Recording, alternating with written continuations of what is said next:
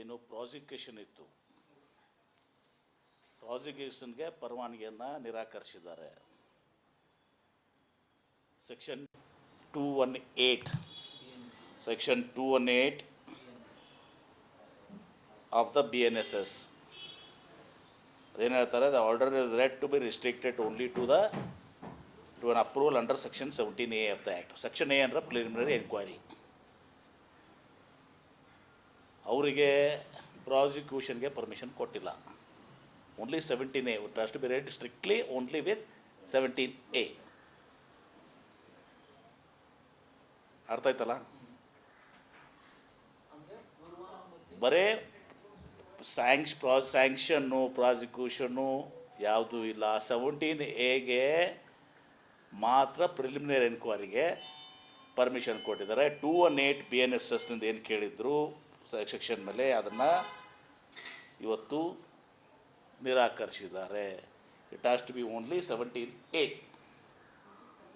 The order is read to be restricted to an approval under section 17A of the Act. Only restricted to 17A of the Act. And not order granting sanction under section 2 and 8 of the BNSS. ಎಷ್ಟಾಗಿದೆ? 17 ಪ್ರಾಥಮಿಕ ತನಿಖೆಗೆ 17Aಗೆ ಅವರು permission ಕೊಟ್ಟಿದ್ದಾರೆ. ಸ್ಯಾಂಕ್ಷನ್ನು ಪ್ರಾಸಿಕ್ಯೂಷನ್ಗೆ ಅವರು ಕೊಟ್ಟಿಲ್ಲ. ಈಗ ಮುಖ್ಯಮಂತ್ರಿಗಳು ಕಂಪ್ಲೀಟಿನ order ಬಂದಿದ್ದಾರೆ, ಈಗ ಲೋಡ್ ಆಗಿದೆ. ಮುಖ್ಯಮಂತ್ರಿಗಳು ಅದನ್ನು ಸಂಪೂರ್ಣವಾಗಿ 198 ಪೇಜಸ್ ಏನಿದೆ, 98 ಪೇಜಸ್ ನೋಡಿ ಇವತ್ತು ಕಾನೂನು ಸಲಹೆ ತೆಗೆದುಕೊಂಡು ಮುಖ್ಯಮಂತ್ರಿಗಳು ಮುಂದೆ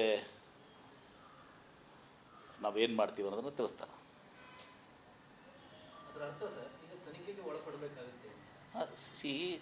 ವಾಟ್ ನೀವೆಲ್ಲನೂ ಏನು ಮಾಡಿಬಿಟ್ಟಿದ್ರಿ, ಹೈಲೈಟ್ ಸ್ಯಾಂಕ್ಷನ್ನು ಪ್ರಾಸಿಕ್ಯೂಷನು ಅಂತೇಳೆಲ್ಲ ಟಿ ವಿಯಲ್ಲಿ ಹಾಕಿ ಇವತ್ತು ಬೆಳಗ್ಗೆ ನೋಡ್ತಾಯಿದ್ದೀನಿ.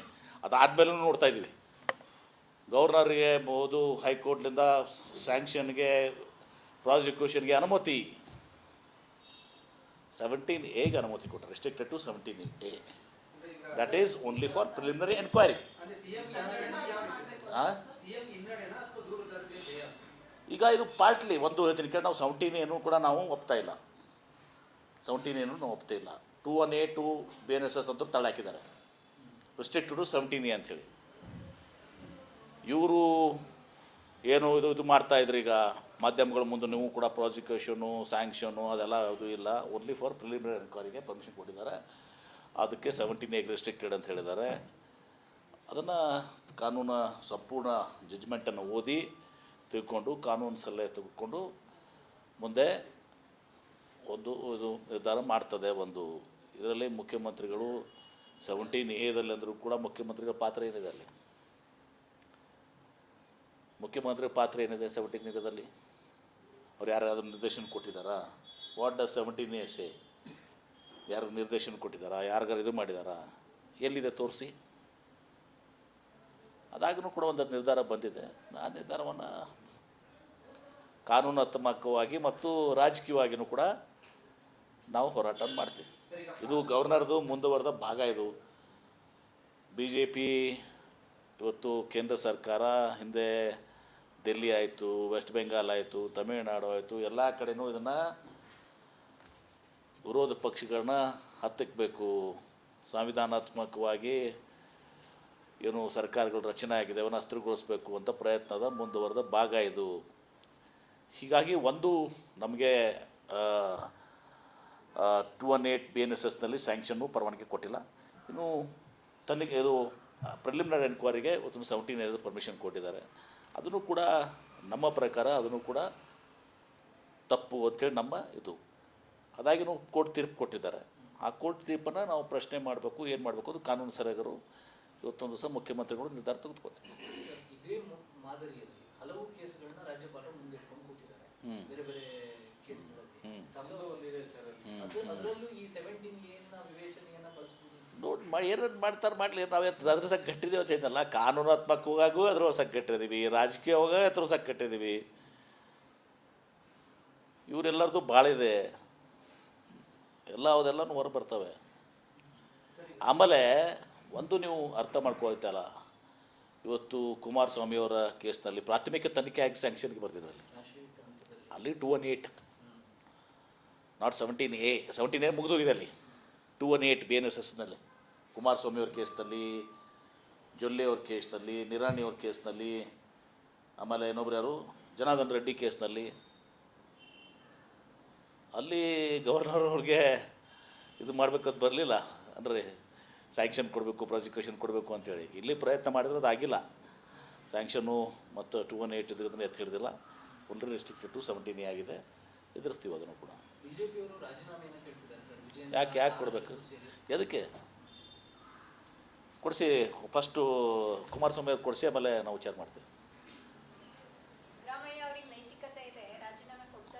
ಕರೆ ನೈತಿಕತೆ ನೋಡಿ, 17A ಪ್ರಿಲಿಮಿನರಿ ಎನ್ಕ್ವೈರಿನೇ ಆಗಿಲ್ಲ. ಅದು ಸರಿಯೋ ತಪ್ಪೋ ಏನೋ ಅದ್ರ ಕೂಡ ಅದ್ರ ಬಗ್ಗೆ ನಾವು ಕಾನೂನು ಸಲಹೆ ತೊಗೊಂಡ್ಕೊಂಡು ಮುಂದೆ ನಿರ್ಧಾರ ಮಾಡ್ತೀವಿ. ಅಪ್ರಾಥಮಿಕ ತನಿಖೆ ನಾವು ಎದುರಿಸಬೇಕಾದ್ರೆ ತಾರ್ಕಿಕ ತನಿಖೆದಲ್ಲಿ ಏನು ಬರಬೇಕಲ್ಲ. ಅಲ್ಲಿ ಸಿದ್ದರಾಮಯ್ಯ ಪಾತ್ರ ಏನಿದೆ, ಅವ್ರೇನಾದರೂ ಬರೆದಿದ್ದಾರಾ, ಲೆಟ್ರ್ ಬರೆದಿದ್ದಾರಾ, ಮೌಖಿಕವಾಗಿ ಹೇಳಿದಾರಾ, ಏನಾದ್ರು ಬೇಕಲ್ಲ ಅಲ್ಲಿ. ಅದೇನೂ ಇಲ್ಲ ಅಲ್ಲಿ. ಸೊ ಅದನ್ನು ಅವ್ರೇನು ಕೋರ್ಟ್ನಲ್ಲಿ ಜಜ್ಮೆಂಟ್ ಕೊಟ್ಟಿಲ್ಲ. 17 ಸಿದ್ದರಾಮಯ್ಯ ತಪ್ಪಿತ್ತ, 17A ಎನ್ಕ್ವೈರಿ ಮಾಡಬೇಕು ಅಂತ ಹೇಳಿದ್ದಾರೆ ಅಷ್ಟೇ. ಎನ್ಕ್ವೈರಿದಲ್ಲಿ ಏನಾಗಿದೆ, ಅವ್ರದ್ದೇನು ಪಾತ್ರ ಏನಿದೆ ಅಲ್ಲಿ? ಏನೂ ಇಲ್ಲ. ನೈತಿಕ ಹೊರೆ ಹೊತ್ತು ಮೊದಲು ಇವರೆಲ್ಲ ರಾಜೀನಾಮೆ ಕೊಡಲಿ. ಯಡಿಯೂರಪ್ಪನವರು ಬೇಲ್ ಮೇಲಿದ್ದಾರೆ ಏನು ರೀ, ಬೇರೆಯವರೆಲ್ಲ ಬೇಲ್ ಮೇಲೆ. ಇಲ್ಲಿ ಒಂದು ಕೇಟ್ನಾಗಿದ್ದಾರೆ, ಸುಪ್ರೀಂ ಕೋರ್ಟ್ನಾಗ ಇನ್ನೊಂದು ಕೇಸ್ನಾಗೂ ಬೇಲಿದ್ದಾರೆ. ಅಲ್ಲಂ ಪಾಷಾ ಕೇಸ್ನಲ್ಲಿ ನಾಟ್ ಟು ಅರೆಸ್ಟ್ ಅಂತೇಳಿ ಇದು ಮಾಡಿದ್ದಾರೆ. ಇಲ್ಲಿ ಒಂದು ಕೇಸ್ನಲ್ಲಿ ಒಂದು ಸಹ ಅವರು ಬೇಲ್ ಮೇಲಿದ್ದಾರೆ. ನಮ್ಮ ಇಲ್ಲಿ ಪ್ರಾಥಮಿಕ ತನಿಖೆನೇ ಆಗಿಲ್ಲ. ಪ್ರಾಥಮಿಕ ತನಿಖೆ ಆದರೂ ಕೂಡ ಅದರಲ್ಲಿ ಏನೂ ಕೂಡ ಇವರ ಪಾತ್ರ ಬರೋದು. ಯಾರಿಗಾರ ಲೆಟ್ರ್ ಬರ್ತಿದ್ದಾರಾ, ಡೈರೆಕ್ಷನ್ ಕೊಟ್ಟಿದ್ದಾರಾ, ಏನಾರು ಬೇಕಾಗುತ್ತೆ 17Aದಾಗ. You to prove it. ಎಲ್ಲರೂ ಕುಡ್ ಮಾಡಿದಾರಪ್ಪ ಅಂತ ಅಂಥದ್ದು ಯಾವುದೂ ಇಲ್ಲ. ಯಾರಿಗೆ ನೈತಿಕ? ಕುಮಾರಸ್ವಾಮಿ ನೈತಿಕ ಇಲ್ವಾ ಆಗಿದ್ರೆ? ಅಲ್ಲಲ್ಲ, ನೋಡಿ, ಕುಮಾರಸ್ವಾಮಿ ಅವ್ರದ್ದು ಪ್ರಾಥಮಿಕ ತನಿಖೆ ಹಾಕಿ ಹೋಗಿದೆ. ಆದರೂ ಅವರು ಮುಂದುವರೆದಿದ್ದಾರೆ. ಅದನ್ನು ಪ್ರಾಸಿಕ್ಯೂಷನ್ ಕೊಡೋಕ್ಕೆ ಆಗಲಿಲ್ಲ ನಿಮ್ಮ ಗವರ್ನರ್ ಅವ್ರಿಗೆ, ನಮ್ಮ ಗವರ್ನರ್ ಅವರಿಗೆ, ರಾಜ್ಯದ ಗವರ್ನರ್ ಅವರಿಗೆ. ಅಲ್ಲಿ ಅಲ್ಲಿ ಅಲ್ಲ, ನೀವು ಸಿಲೆಕ್ಟಿವ್ ಆಗಿ ನೈತಿಕ ಇದು ಕೇಳ್ತಾ ಇದ್ದೀರಿ. ಅಲ್ಲ ಬಿಡಿ. ನೋಡಿ, ಕೇಜ್ರಿವಾಲ್ ಏನಾಯಿತು? ಜೈಲಿಗೆ ಹಾಕಿದ್ರು, ಎಲ್ಲ ಮಾಡಿದ್ರು. ಚಿಮಾರಿ ಹಾಕಿದ್ರು ಮೊನ್ನೆ. ಅವ್ರನ್ನ ಹಾಕ್ಲಿಲ್ವಾ ಚಿಮಾರಿ? ಕೋರ್ಟ್ ಚಿಮಾರಿ ಹಾಕ್ಲಿಲ್ವಾ? ಈಗ ವಾಪಸ್ ಕೊಡ್ತೀರಾ ಅವ್ರಿಗೆ? ನೈತಿಕವನ್ನು ಎಷ್ಟು ಪ್ರಶ್ನೆ ಎಲ್ಲಿ ಬರ್ತದೆ? ಅವು ಬರಲಿ. ಅದು ಪ್ರಾಥಮಿಕ ತನಿಖೆ ಆಗಿ ಸಿದ್ದರಾಮಯ್ಯನವ್ರು ತಪ್ಪು ಅಂದಾಗ ಅದು ನೋಡೋಣ ಅಂತ ಯಾವತ್ತನ ಹೋಗ.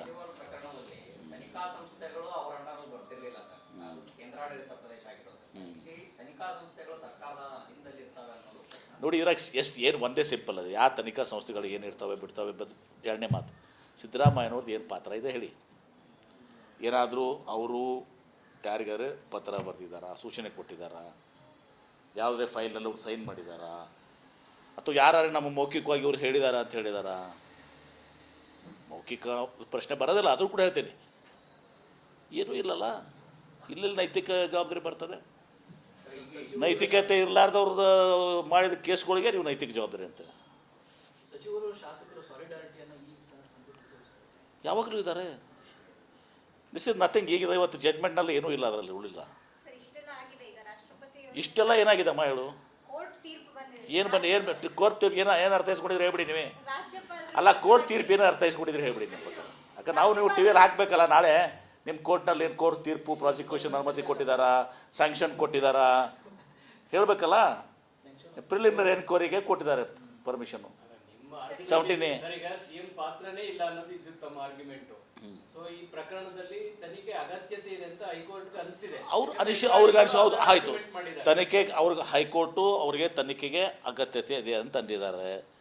ನಮ್ಮ ಪ್ರಕಾರ ಖಾಸಗಿ ವ್ಯಕ್ತಿ ಇವತ್ತೊಂದು ದಿವಸ ದೂರು ಸಲ್ಲಿಸಿದ್ರಲ್ಲಿ ಇದು ಮಾಡಲಿಕ್ಕೆ ಬರೋದಿಲ್ಲ. 17Aದಲ್ಲೂ ಕೂಡ ನಾವು ಅದನ್ನು ಚಾಲೆಂಜ್ ಮಾಡ್ಬೋದು, ಬಿಡ್ಬೋದು.